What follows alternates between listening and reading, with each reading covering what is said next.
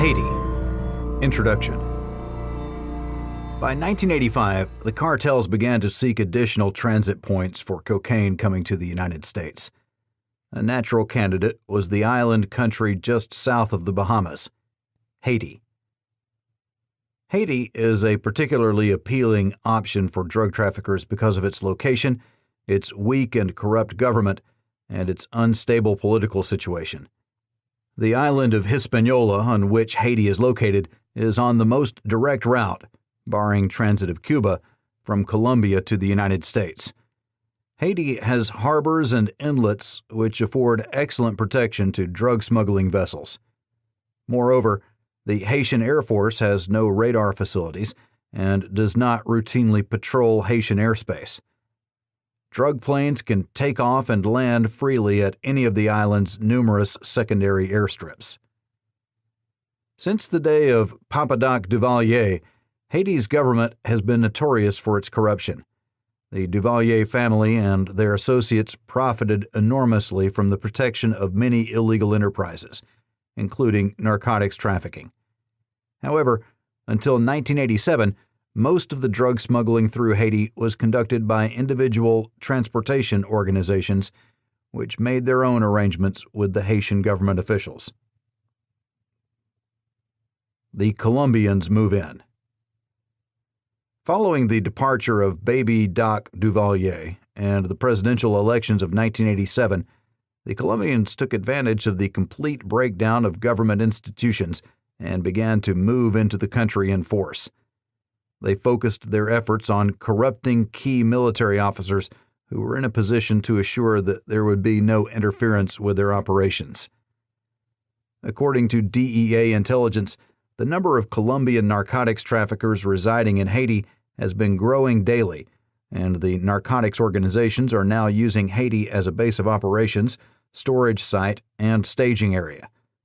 In addition, these organizations are buying up legitimate businesses to serve as front companies for their smuggling operations. Once having gained access to local commerce, they then focus on corrupting public officials to protect their interests. The subcommittee heard a detailed account of the process the Colombians used to establish themselves in Haiti from Osvaldo Quintana, a Cuban-American who became involved in drug smuggling from Haiti to Miami. Quintana later testified about his experience before a federal grand jury in Miami. He explained that the Colombians established a working relationship with Colonel Jean-Claude Paul by working through a Haitian named Cardozo. The Colombians agreed to pay Colonel Paul, the commander of the Dessalines barracks, for protection and for the use of runways on his ranch for cocaine flights. Command of the Dessalines barracks allowed Colonel Paul to play a pivotal role in Haitian politics because this force is the elite unit responsible for the protection of the presidential palace. Colonel Paul's influence was very much in evidence during the 1987 election, when much of the violence was attributed to soldiers and security officials known as Tonton Macoute, acting under his direction. According to Quintana, the payoffs to Paul were to be made by Cardozo on a shipment-by-shipment basis. In October 1986, Colonel Paul became dissatisfied with the amount of money he was receiving and seized a shipment of drugs in protest. The Colombians investigated the seizure and found that their middleman, Cardozo, had been pocketing most of what they thought he had been paying Colonel Paul. The Colombians sent a team of gangsters to Haiti and brought Cardozo back to Colombia, where they brutally beat him for his theft. The money was repaid, and Paul's demands were satisfied. Quintana also told the subcommittee about the efforts Colonel Paul, his wife Marie Morel Delanoy, and his brother made to establish their own cocaine distribution system in Miami. Roger Biambi, a Haitian community leader in Miami, told the subcommittee that Colonel Paul and other military officers owned ships which sailed between Miami and Haiti carrying cocaine. Quintana's testimony, coupled with that of other witnesses, led to the indictment for cocaine trafficking of Colonel Paul and his wife by a federal grand jury in Miami. However, once indicted, They could not be prosecuted because there is not an extradition treaty between the U.S. and Haiti. Further, the Haitian Constitution, in effect at the time, prohibited the extradition of Haitian nationals. Richard Hallwell, the Deputy Assistant Secretary of State in charge of Caribbean Affairs, was questioned by the subcommittee on the decision to go forward with the indictment and the issue of coordination between the Departments of State and Justice. He said that the extradition issue and the problem of actually bringing Colonel Paul to trial in the United States was not fully resolved in the pre-indictment meetings between state and justice. Confronted with the situation where an important military official with a central role in the Haitian government was protecting the narcotics trade, the United States tried to pressure the president of Haiti, Leslie Manigat, to have Colonel Paul removed from the military. However, a coup drove President Manigat from office on June 20, 1988, and Colonel Paul continued to play a prominent role in the armed forces. Political chaos continued after the first coup, which placed General Henri Namfi at the head of the government. On September 18, 1988, a second coup removed General Namfi and brought Colonel Prosper Avril to power. Avril was installed as the new president, and Colonel Paul was finally forced to resign. On November 7, 1988, Colonel Paul was found dead. His wife, Marie Morel Delanoy, under indictment in Miami for drug dealing, was detained by Haitian authorities as the murder suspect. The Miami Connection. Roger Biambi testified that government officials in Haiti use a Miami branch of the Tonton Macoute to terrorize the local Haitians into cooperating with smuggling operations. Biambi said that the Miami-based Tonton Macoute are controlled by Lionel Woolley, a Haitian national residing in Miami's Little Haiti. According to federal law enforcement officials in Miami, Woolley's gangsters protect crack houses and crack processing plants.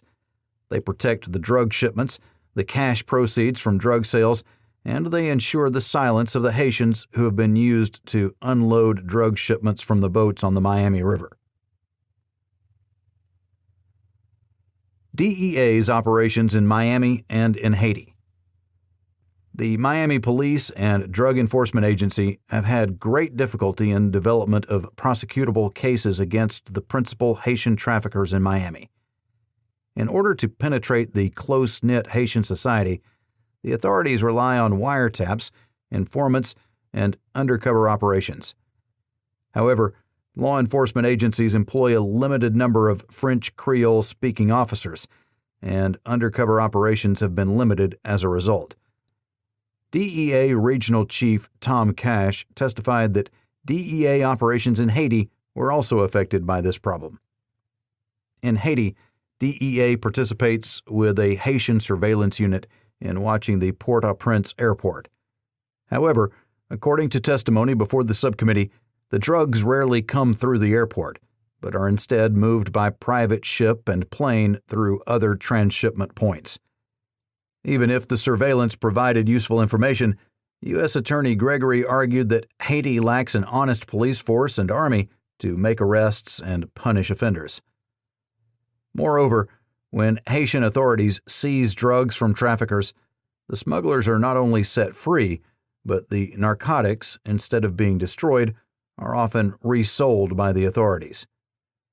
In characterizing the Haitian governmental structure, Deputy Assistant Secretary of State Hallwell observed that, quote, "There is no central government, no judicial system, and the local army commanders function as feudal lords," end quote. The weakness of governmental institutions in Haiti has made it extremely difficult for the DEA to carry out its mission. The DEA Regional Chief, Tom Cash, testified that his agency had developed a joint DEA-Haiti Narcotics Center for Information Coordination. He then conceded that because there are no corresponding institutional structures, such as a Navy or Coast Guard, to tackle the narcotics problem, the information center didn't mean much. He acknowledged DEA efforts in Haiti are, quote, "rudimentary at best," End quote. Conclusions. There is little hope that serious inroads can be made into the Colombian narcotics trafficking through Haiti until legitimate democratization efforts are undertaken. As long as the Haitian military continues to control virtually every government institution, including the judiciary and law enforcement agencies, the cartels will continue to operate unchallenged in that country. However, there are steps which could be taken to make it more difficult for Haitians to run their cocaine distribution networks in the United States. One of these might include an immediate review by the Department of State of visas which have been granted to Haitians residing in Miami who are suspected of being involved in the drug trade. For example, 2 witnesses identified Lionel Woolley as running the Tonton Macoute in Miami and controlling a major cocaine distribution network. He resides in Miami on a U.S.-issued visa. His case should be carefully reviewed to determine whether he has committed acts incompatible with his immigration status. In addition, a major effort should be undertaken by drug enforcement agencies to train specialists in the Haitian dialect. There are few law enforcement officials with this skill, which has been a major obstacle to developing effective intelligence operations directed at the Haitian distribution networks. Direct government-to-government assistance, with the exception of humanitarian assistance provided through private and voluntary agencies, should continue to be prohibited to Haiti until legitimate democratization efforts are underway. This is Our Hidden History